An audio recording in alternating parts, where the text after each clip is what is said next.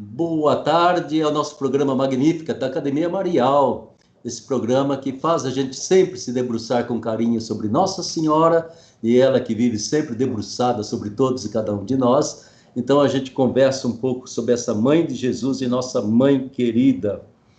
E cada vez a gente busca alguém que ame essa Mãe com todo o amor da sua vida, alguém que realmente nos ajude a contemplar em Maria a esperança que temos para todos nós. E hoje a gente encontra-se com o irmão Afonso Murad.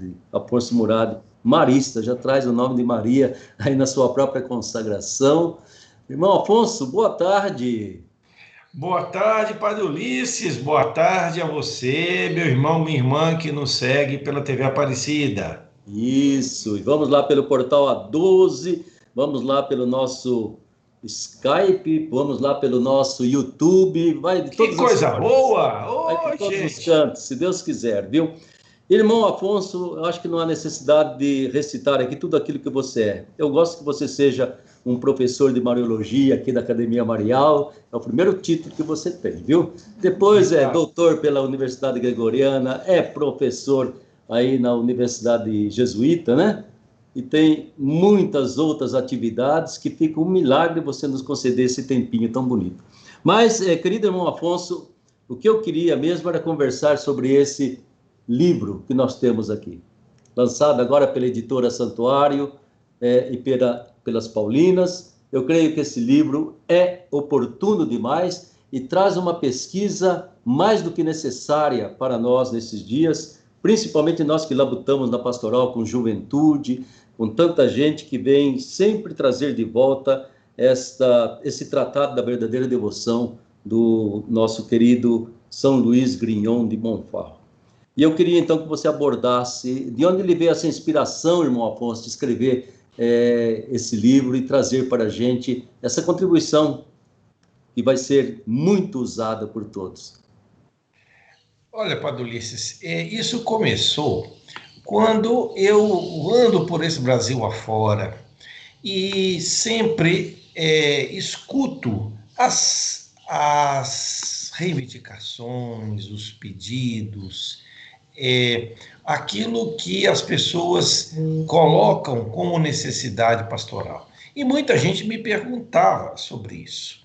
Ah, irmão, como é que é essa questão da consagração? Ah, eles diziam a consagração a Maria, é bom, não é? Que limites que tem?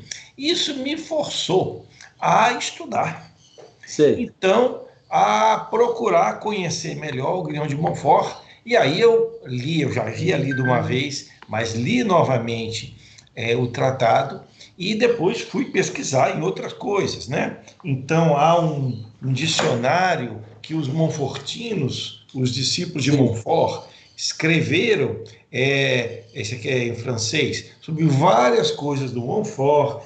Há uma publicação dos Montfortinos italianos, onde a gente encontra não só o tratado, mas outros livros e outras publicações do Montfort. Escreveu bastante, hein?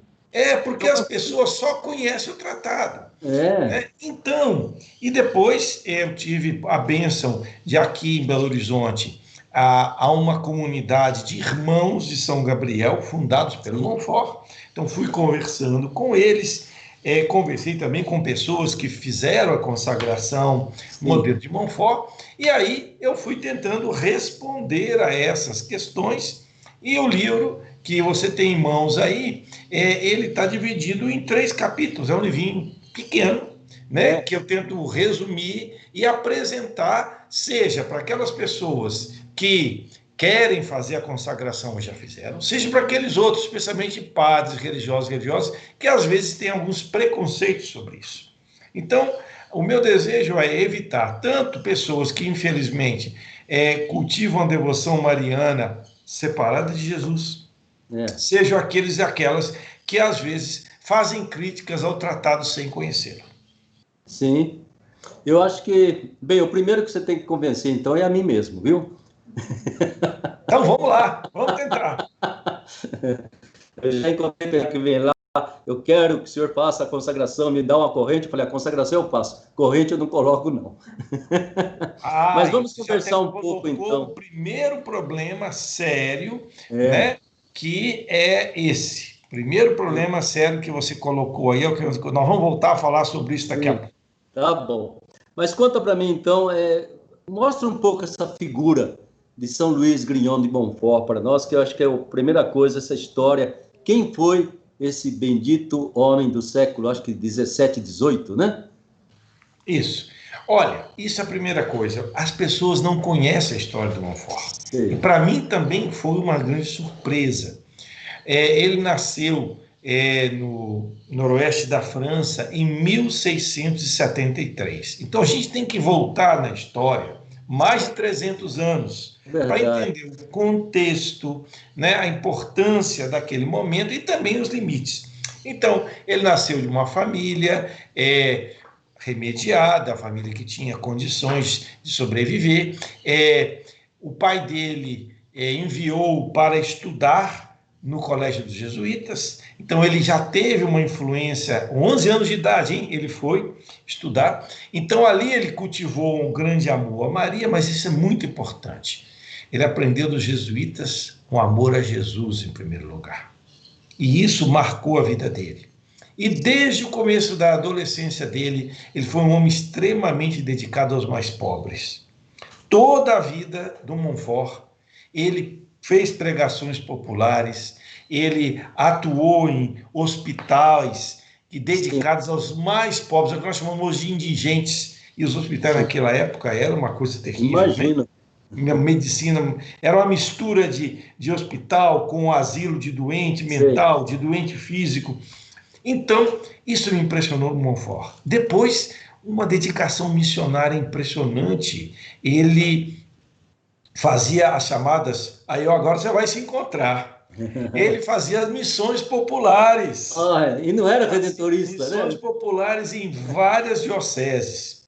E como ele era um cara muito arrojado, Sei. ele suscitou muita inveja. Então ele era muito perseguido. Inclusive, duas dioceses, ele foi expulso de duas dioceses por causa de Diga. fofoca, de Ele era diocesano? ele era diocesano, Sei. depois ele tentou conviver com duas comunidades religiosas, em algum momento da vida ele conviveu, sempre que ele passava por alguma crise, ele ia para a comunidade dos jesuítas, onde ele tinha estudado, e fez várias vezes o retiro inaciano, o retiro de vida centrado em Jesus. Então a gente precisa entender isso, que o Montfort não foi um sujeito que ficou a vida inteira com a mãozinha posta rezando para Maria. Ele tinha Maria como aquela que o levava para Jesus, como aquela companheira na vida. E se a gente lê o tratado com esse olhar, a gente vai descobrindo coisas. Muda de perspectiva, né? Exatamente. E esse Luiz Grignon de Montfort, ele viveu pouco tempo, não foi? Ele chegou aos 40 anos, quanto foi? Exatamente. Morreu por volta de 40 e poucos anos, e ele escreveu o tratado, ao que se diz, em 1712, mais ou menos, no Sei. meio de uma crise danada de perseguição, de incompreensão. Ele saiu para fazer um retiro, recolheu algumas coisas. E é curioso, esse livro do Montfort não se chamava Tratado da Verdadeira Devoção. Ah, sim? Não, não tinha nome. Eram manuscritos escritos à mão que ele não publicou. Esse original foi descoberto em 1800 se não me engano, 1845, portanto, mais de 100 anos depois, Sim, bem depois. por um confrade de uma congregação fundada por ele, e aí deram esse nome de Tratado da Verdadeira Devoção. Na realidade, o livro é uma reflexão sobre a importância da devoção a Maria, centrada em Jesus, que prepara no final para o gesto da consagração. Ah, sei, sei. E você coloca aí, então, creio que no primeiro, no segundo capítulo já, esses fundamentos teológicos, pastorais, dessa devoção à Nossa Senhora. Quer dizer, ele viveu num estilo e num tempo de igreja bem diverso do nosso, não é? Eu creio que isso é importante. Isso. E também Então, socialmente era um outro tipo de mundo. Não sei se era o tempo do Barroco, o que que era. nós estávamos na França ainda o quê? Uns 80 anos antes da Revolução Francesa. Sim. Né? Uma igreja que naquele tempo, na França, enfrentava internamente um movimento que era muito piedoso, mas extremamente rigorista, que foram os grandes inimigos do Montfort, embora ele fosse muito exigente com ele mesmo. Ele Já era eram jansenistas ou não? Os jansenistas, exatamente, os jansenistas. E havia uma grande batalha entre os católicos e os protestantes. Né? Naquele tempo não se podia imaginar diálogo ecumênico nem nada. Por isso que, às vezes, a gente encontra dentro do tratado, ele fala dos hereges, dos apóstatas, eram esses aí que os judeus, inclusive, havia uma mentalidade católica de intolerância com os judeus. Ele, como filho da sua época, compartilhou isso. Sim. Né? Então, eu acho que a gente tem que ler o Montfort com respeito, né? Compreendendo as belezas do tratado, mas entendendo, gente, que ele viveu mais de 300 anos antes de nós. Depois, a própria igreja foi avançando, a espiritualidade avançou, a teologia avançou, né? Então, infelizmente, há pessoas que pararam no Montfort. Você não pode parar em 300 anos atrás, né? Há 300 anos atrás não tinha energia elétrica, não tinha banheiro. Você vai imitar o Montfort e vai viver, né, fazendo suas necessidades do lado de fora na rua, ou então com a lamparina dentro de casa? Não vai. A mesma coisa tem que ser a maneira como a gente compreende hoje a devoção a Maria. Você fez referência aí ao capítulo 2, onde eu apresento de uma maneira atualizada qual é a visão da igreja hoje sobre a devoção a Maria. Né? O Concílio Vaticano II, ele colocou esses princípios, e depois o Papa Paulo VI também. Traz para nós, evidentemente, entende? De repente, um enfoque muito diverso daquilo que era o contexto do Luiz Grignion de Montfort, não é mesmo? Um contexto, por isso que eu acho muito importante contextualizá-lo lá onde ele viveu, dentro daquela sociedade, daquele tipo de mentalidade de igreja, né? E com tudo que havia de bom, de progressistas e de conservadores, como sempre existiu na história da igreja, né? E de repente um homem que eu achei muito importante, isso aí, era um homem pastoralista e missionário, e ligado ao povo, não é mesmo? De uma forma, assim, de uma dedicação missionária fora do comum. Eu acho que isso já resgata uma dimensão de santidade muito grande para o Luiz Grignion de Montfort. E aí, então, dentro do seu livro, o que é que você destaca, então, para nós, nesses fundamentos teológicos, pastorais da devoção a Nossa Senhora? Eu ponho, e aí eu relembro, né, que o Concílio Vaticano II, no capítulo 8 da Lumen Gentium, a Constituição Dogmática sobre a Igreja, se coloca que Jesus é o único mediador entre Deus e a humanidade. Mas que essa mediação, para nós católicos, não é exclusiva. Porque Jesus associa à sua missão os santos e as santas. Então, nós diríamos que, enquanto que para os protestantes essa única mediação de Cristo é exclusiva só dele, para nós católicos e para os ortodoxos também, ela é inclusiva. Ela inclui os santos e aí, diz o concílio, Maria tem um lugar especial na comunhão dos santos, como aquela que está mais perto de Jesus e mais perto de nós. Coisa bonita isso, que expressão bela.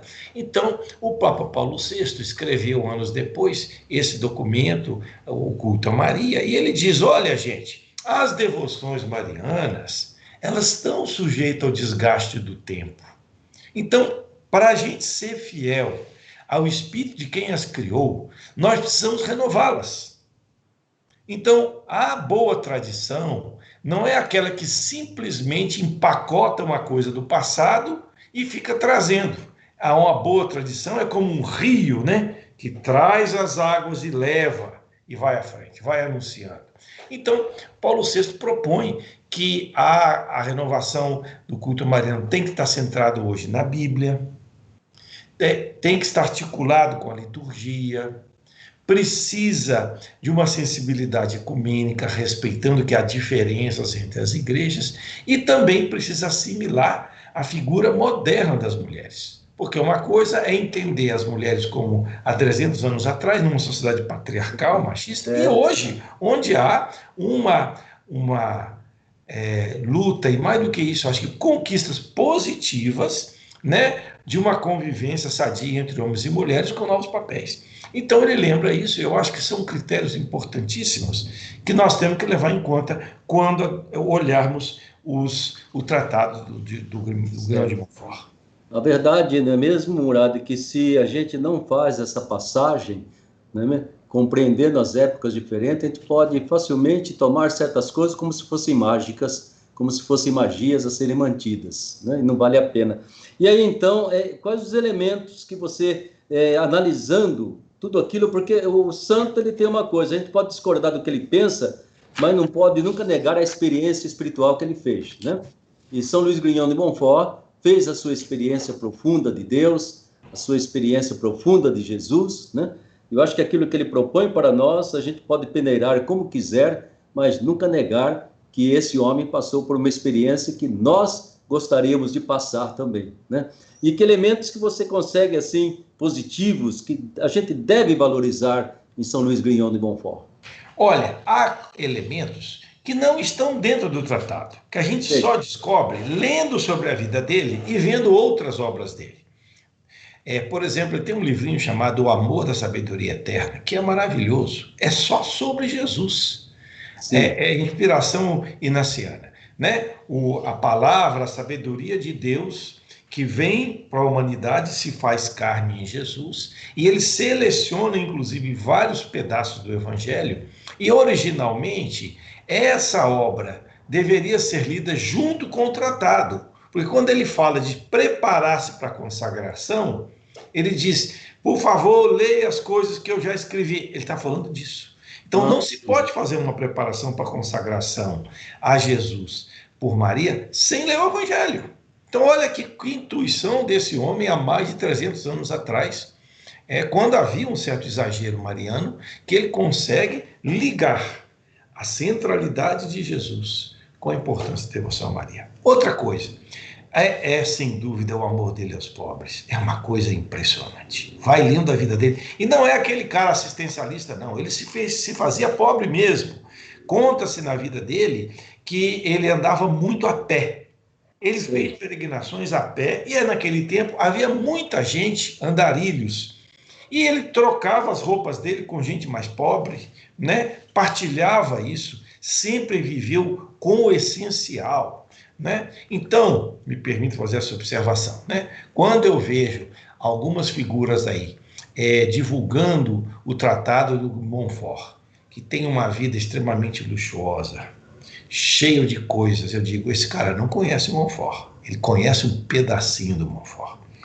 Depois, essa fome de evangelizar, né? Ele é um homem que consome a vida dele para anunciar Jesus. E uma coisa que vocês redentoristas também cultivam muito, ele tinha uma sensibilidade pastoral, usava músicas populares, ele fez vários versinhos. Verdade, olha. Rapaz, nas obras dele aqui, você tem isso, e eu consegui também pesquisar na internet. Ele usava músicas populares e colocava letras para ensinar a doutrina cristã. Você vê que sensibilidade impressionante esse homem tinha?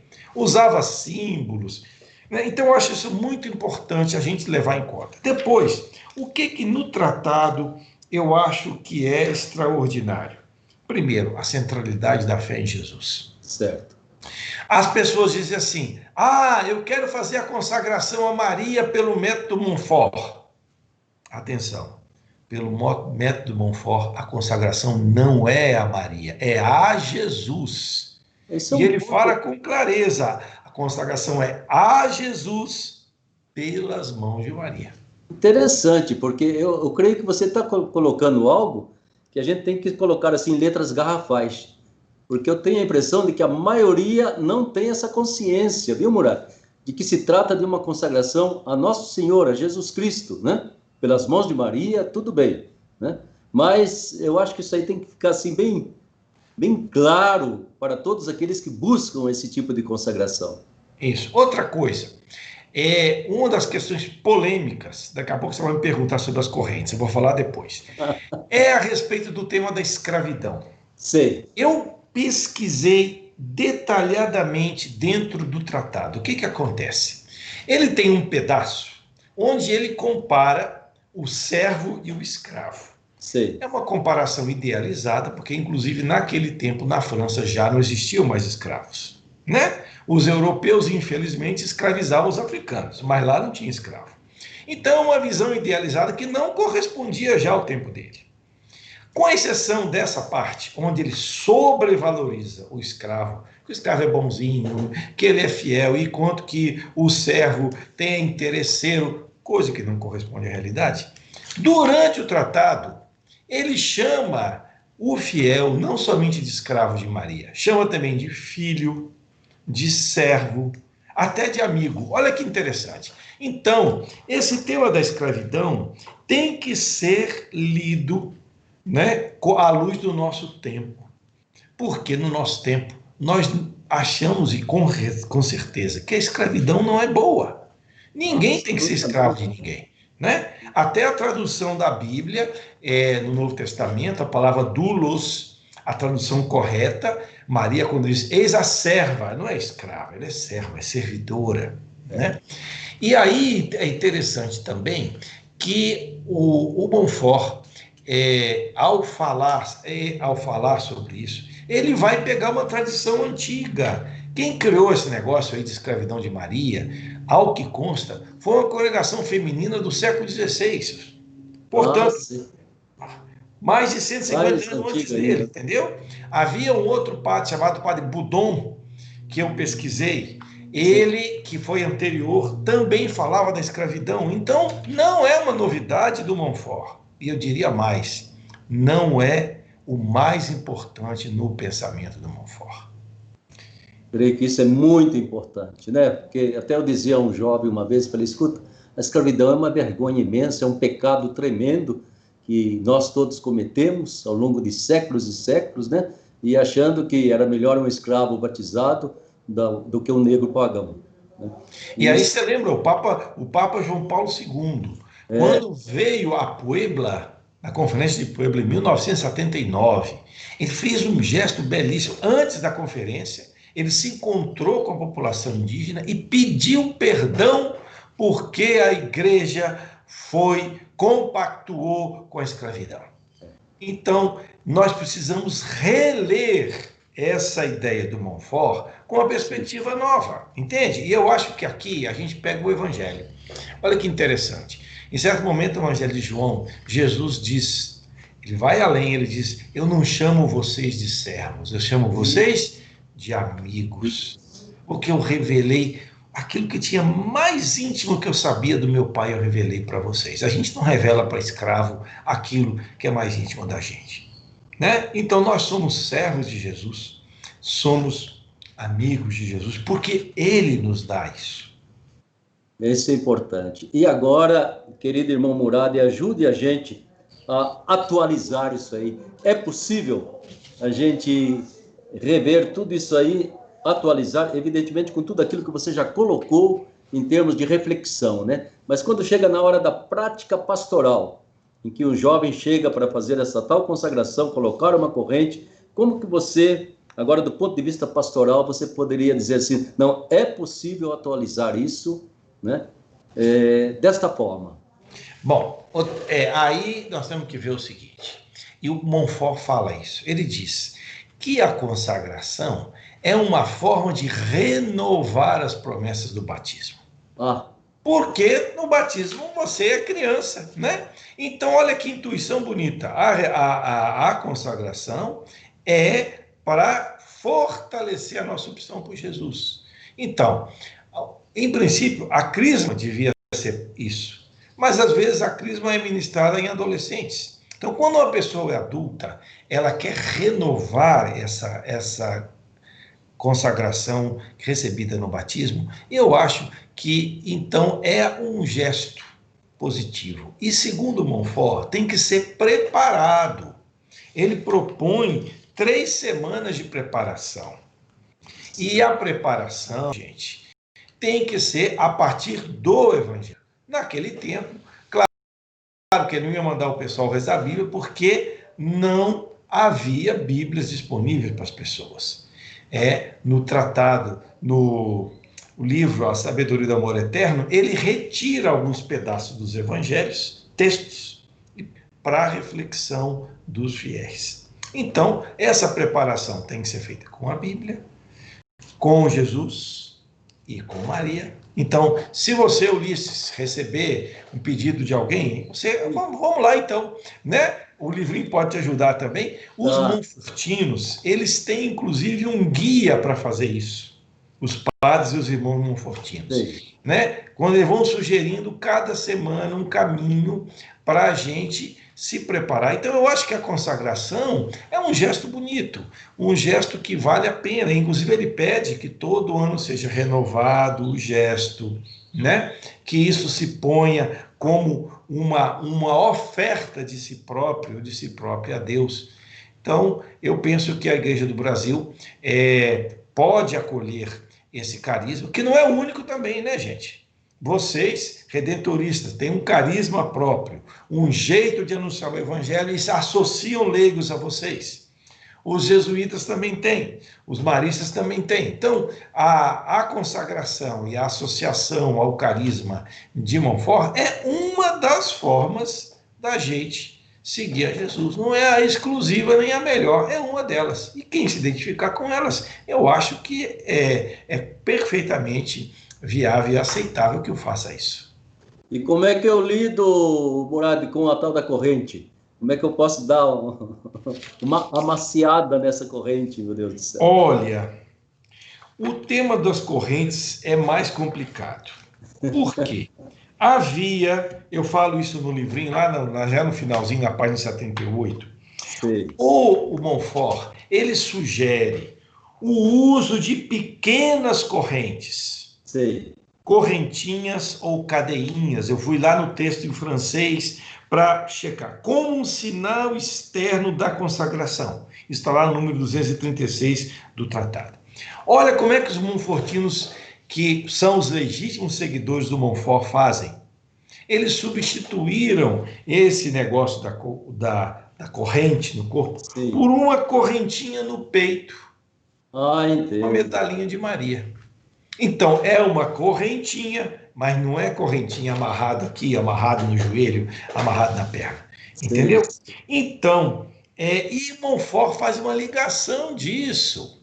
Ele faz uma ligação que as correntinhas é para lembrar que a gente se liberta da escravidão, do mal, do demônio, e adere a Jesus. Então, eu penso que as correntinhas podem ser usadas como sinal externo, mas, gente, com muita delicadeza.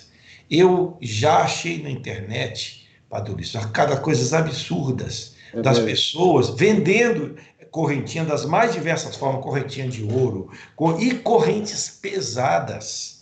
O cara usar no tornozelo, e o que é pior, até na região dos genitais, como um sinal de penitência, porque liga a sexualidade com carne e com pecado. Gente, isso não tem a ver com Montfort, nem tem a ver com uma espiritualidade cristã sadia. Eu acho que se toca em pontos assim, essenciais, porque a impressão que a gente tem, Murad, é que muitas vezes ressurge de novo todo aquele esquema jansenista, né? Revive, ressuscita e vem, se impõe e acaba criando um condicionamento tão negativo na mentalidade, principalmente dos jovens, né? Se fosse de nós mais idosos, ainda tá bom, mas a juventude é que acaba sendo arrastada para tudo isso, né? É porque os jovens gostam de coisas diferentes, de coisas exóticas, entendeu? Então, esse negócio é bonito, é interessante, usar correntinha. Então, eu sugiro a você que está nos ouvindo, seja adulto, seja jovem, leia o livro, confronte com a sua experiência pessoal. Depois, se você quiser me escrever, né, um prazer poder partilhar com você isso, que está nos ouvindo. O livro quer ser isso, um serviço à Igreja do Brasil para ajudar um processo de discernimento, para uma fé lúcida, madura. E eu agradeço muito, Ulisses, que você, como coordenador da Academia Mariana, foi de uma conversa nossa, né, que aprofundei essa ideia de escrever o livro, essa oportunidade que a Academia e agora as edições Santuário e também as Paulinas nos deram de publicar essa obra. Olha, muito obrigado, Afonso. Foi bom demais, né? Aí está esse livro que eu gostaria tanto que vocês que estão ouvindo pudessem adquirir e pudessem ler esse livro, né? Eu creio que traz para nós um esclarecimento muito oportuno, muito necessário, mais ainda, que nos faz amar Nossa Senhora com um amor cristocêntrico, centrado em Jesus. Afonso, muito obrigado. Dê uma palavrinha final aí para nós e aquele abraço imenso para você, meu irmão. Obrigado, meu irmão. E a você que nos acompanhou aí pelas redes sociais, desejo que essa vontade de seguir a Jesus se traduza em gestos concretos de consagração e principalmente num caminhar na fé, como o Grão de Montfort fez. Cada um tem o seu caminho, cada tempo tem a sua beleza, então que a gente também tenha a coragem e a ousadia de, inspirado em Montfort, criar esses novos caminhos. E eu me lembro dessa palavra do Papa Francisco, de uma igreja em saída, ou como diz o sino da Amazônia, uma igreja que seja samaritana, esteja presente junto dos mais necessitados, seja um sinal da misericórdia de Deus. Assim seja. Aquele abraço para você. Deus lhe pague de coração por esse tempo que você dedicou a nós e a tanta gente. Você, meu irmão, minha irmã, momento do Magnífica. Não perca, está aí no nosso A12, à sua disposição, que você pode indicar para outras pessoas também acessarem. E quanto mais a gente esclarece a nossa fé, mais luminosa ela se torna. Um grande abraço a você. Obrigado pela sua presença. Nós, de todo o coração, cantamos junto com você o Magnífica, aquela que é a mãe de Jesus, nossa mãe querida, a Senhora Aparecida.